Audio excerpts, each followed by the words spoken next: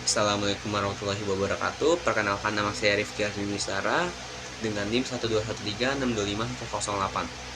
Di sini saya akan membacakan surat Al-Hujurat ayat 10 sampai 14. Bismillahirrahmanirrahim. Innamal mu'minuna ikhwatun fa'aslihu baina akhaikum wattaqullaha la'allakum turhamun. Ya ayyuhalladzina amanu la yaskharu qaumun min qaumin asa ayyakunu khairam minhum wala nisa'um min nisa'i asa ayyakunna khairam minhunna wala talminu anfusakum wala tanabazu bil alqabi bisa ismul fusku ba'dal imani wa man lam yatubu faulaika humuz zalimun. Ya ayyuhalladzina amanu tanibu kasiram minadz-dzanni inna ba'dadz-dzanni ismu wala tajassasu wala yaktab ya'dukum ba'don ayuhib ahadukum ayyaqulal lahma akhihi maitan fakharihtumu wattaqullah innallaha tawwabur rahim.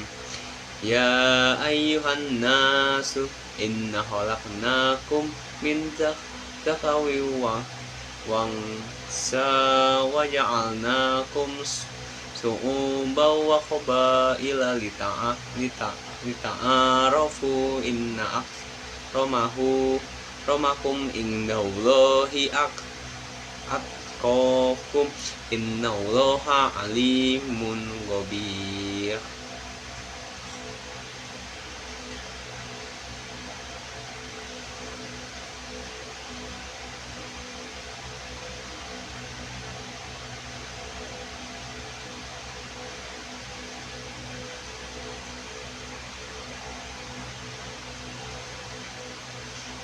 Qalat a'rabu amanna qul lam tu'minu walakin qulu aslamna walamma yadkhulil imanu fi qulubikum wa in tuti'ullaha wa rasulahu la yalitkum min a'malikum syai'a innallaha ghafurur rahim. Selanjutnya saya akan menerangkan konsep dari ukhuwah Islamiyah di dalam surat Al-Hujurat dari 10 sampai 14. Dijelaskan pada ayat 10 itu bahwa orang-orang beriman itu bersaudara, sehingga diwajibkan untuk menjaga hubungan baik dan untuk mendamaikan jika terjadinya perselisihan. Dan dari hal ini tuh menunjukkan bahwa ukhuwah Islamiyah itu bukan sekedar emosional semata, tapi dia juga sebagai tanggung jawab sosial terhadap diri sendiri untuk menjaga sebuah persatuan. Dan dari ini, dari surat ini tuh menegaskan kalau emang dari konflik antar sesama umat Islam itu tuh harus segera diselesaikan, dan itu tuh diselesaikan dengan cara damai dan adil.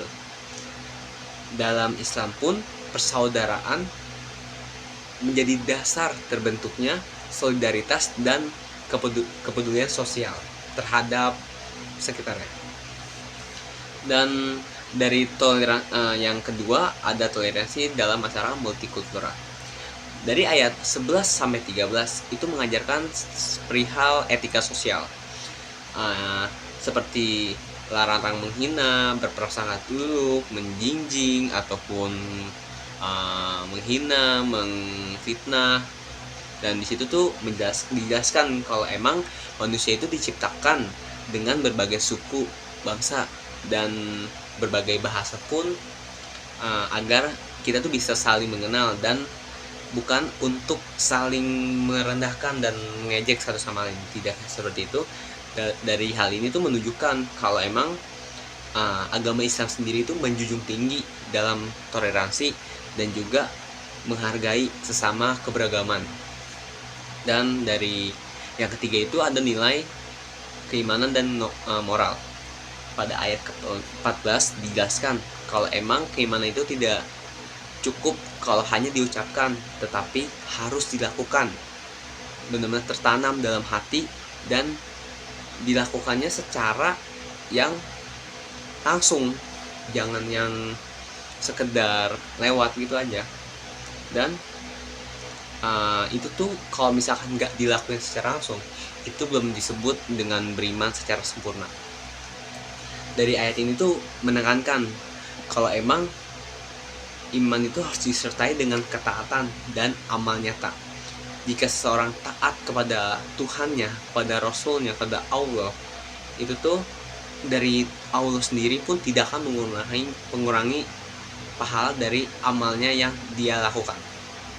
Dan dari ayat tadi yang saya baca, itu adalah satu contoh ikhlak. Pada ayat 12 di an yakullahum akhihi, itu tuh dari situ tanwin bertemu dengan ba. Dan ada lagi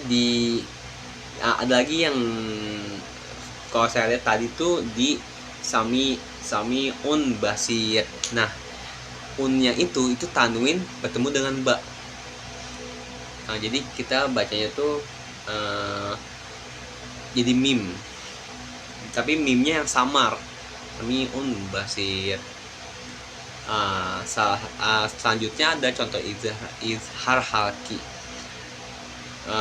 Izhar halki itu dari nun sukun sendiri bertemu dengan tanwin dan huruf yang ada di tenggorokan.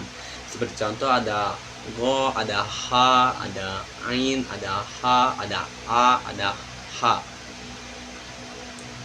Dan itu tuh dibaca dengan jelas tanpa adanya dengung.